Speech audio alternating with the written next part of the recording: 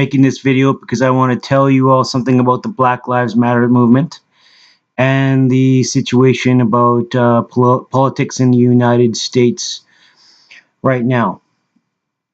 Some very crazy stuff going on in Houston and Orlando and Chicago and the presidential election and a lot of stuff about politics is very upsetting to people nowadays. And so I'm doing this video.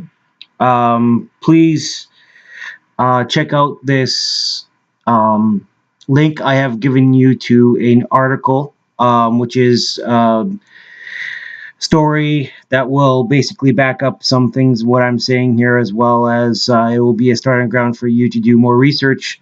I don't expect you to believe anything I'm saying. I expect you to research it. And yeah, if you like what I say here, please subscribe to my channel. And I've got more videos coming, and I'm going to be talking about this more. I'm going to try to keep it short and sweet as best I can. So here it goes. Black Lives Matter. There's a reason it exists, an important reason. And yes, all lives matter. The constitutional document of right to life and the UN Charter of Human Rights, created in San Francisco, USA, applies to all races, creeds, or colors. However, there is more to the Constitution than that. As we all know, by committing serious crimes, criminals give up their rights. Now, what I have seen, and I have been watching the political debates and researching political subjects for 20 years now, both in Canada and the USA and internationally. And as well as, I've been reading the news since I was a kid. And politics has been one of my main subjects that I am interested in, even though I don't desire to be really involved in politics. I'm a centrist. You might try to identify me with socialism or capitalism or whatever party or whatever, but I am a centrist, and that means I'm moderate. In America, the situation is, what I see, there is a large majority of white people who are cops and politicians and higher income earners than blacks.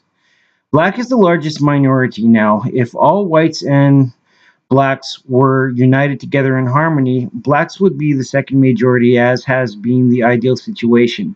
The American system has attempted to evolve, as I see it. Unfortunately, bureaucratic and corporate corruption in America is a reality, and that has spin-off effects in the authoritarian aspects of it, mainly the police and Secret Service. As you all know, that's obvious, that's self-evident. USA is a statist country, meaning they believe in establishing the elected officials as the government rather than allowing the people to rule themselves. So this gives them credence to then appoint administrators under them who oversee various bureaucracies, and these bureaucracies run in conjunction with private corporations. And because of the conservative push for privatization, these political entities become privatized and are not subject to the same transparency the rest of the government is, rendering the people's elected officials powerless because the private entities possess and control most of the information and money. Moolah, hello, cha-ching, money, information, money. So, even if a whole Congress and the president says, hey, the Civil Rights Act must be obeyed, these private entities can get away with not obeying the act or constitution, which exists to prevent human evil against the people. We the people. They do this simply by being silent about the fact they allow racial profiling to exist and have bigots and racists secretly working for them even at their highest levels. And unless you have, beyond a shadow of a doubt, proof, even the elected officials can't do nothing about it. So, in comes the Second Amendment, the people's right to well-regulated militia and to bear arms, which comes from a document, the Constitution, created by the founding fathers, which is designed to be there to protect the people, not the government. The government gets its existence and its power from the people. So when you have a situation where a majority is profiling a minority and treating them like they are scumbags because they're different race, creed, or color, you have a violation of the main tenets of the constitutional document. Then all lives do not matter. Then only the innocent lives matter. What you're creating is a war, and it's probably being socially engineered from the top down. So, if you are given power over the people and then perpetrate crimes against the Constitution, you're an enemy of the state until you face the consequences, and therefore your life does not matter. And if you hide behind the gun and the badge and commit these acts of corruption, well, got some news for you. The Second Amendment applies to everybody, not just to you and the people who are being profiled and victimized by this corporate corruption. Have a right to defend themselves and demonstrate and speak out, and you do not have a right to oppress them or shame them for it. And in the USA right now, do you know what family has been the biggest victims of racial profiling and the shameful targets of bigotry and racism? The president.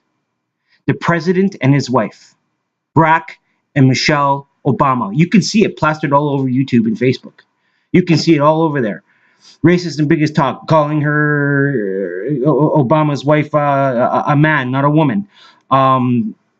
Saying that they're Muslims, saying that they are corrupt and evil, calling them thieves. I have seen this too many times. I can't even tell you how many times I have. It's almost like you can't escape it. You go onto YouTube. You just type in the word Obama or Michelle on there and watch how many evil, slanderous, and despicable things being said about them.